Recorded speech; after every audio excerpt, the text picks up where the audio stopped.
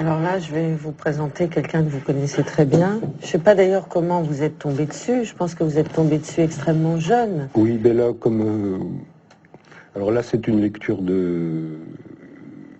L'adolescence. Oui, hors tout... Hors école, ça. Hors On ne vous a école. sûrement pas enseigné Lovecraft à l'école. Non, non, c'était un... Je sais pas ce qu'il en est... C'était un vrai succès chez les jeunes, quand j'étais jeune moi-même, Lovecraft.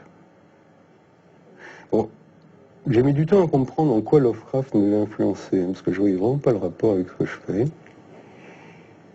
Et finalement, c'est une chose assez...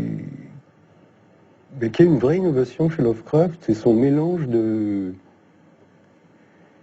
matériaux et de niveaux de langue hétérogènes les uns aux autres. Sa manière de juxtaposer le témoignage d'un marin qui s'exprime à peine en anglais, avec un article de journal, avec le compte-rendu d'un scientifique ou de plusieurs scientifiques sur le même événement. Et en fait, il m'arrive assez souvent dans mes romans de mimer des discours comme ça, de mimer un discours sociologique, par exemple, de mimer le discours d'un biologiste.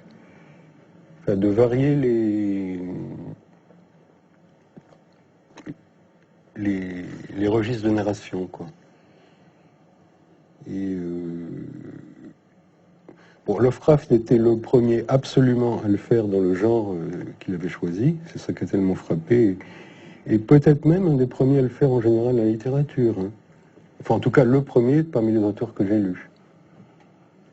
N'avez-vous pas gardé de lui aussi, non pas une technique, mais un mode d'appréhension de votre imaginaire, puisque vous dites que vous écrivez, en tout cas votre dernier livre, La possibilité d'une île, a été écrit au milieu de la nuit. C'était dans un état entre rêve, sommeil et effacement du réel. Oui, oui. Enfin, il va beaucoup plus loin que moi dans ce domaine. Hein. C'est-à-dire que lui était peut-être plus courageux que moi, donc il notait carrément tout en détail, ses rêves, ce que, en fait, j'ai pas vraiment le courage de faire, quoi. Ça me fatigue un peu de noter en même temps. Je prépare quand même du café avant. Donc il reste moins. Il en reste un peu moins que chez lui. Mais effectivement, il me faut cet état de conscience, pas totalement semi-conscience, quoi. Où le rêve a quand même encore une présence. Mais lui, c'est presque... en fait, c'est pas... Oui, c'est presque de l'écriture en état de somnambulisme, d'automatisme, hein, par moment. On le voit bien dans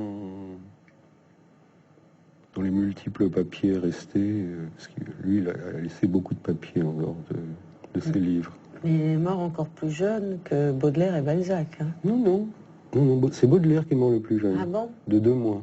Lovecraft... non, mais je connais bien. Donc vous connaissez la date de la mort de tous les écrivains que vous aimez.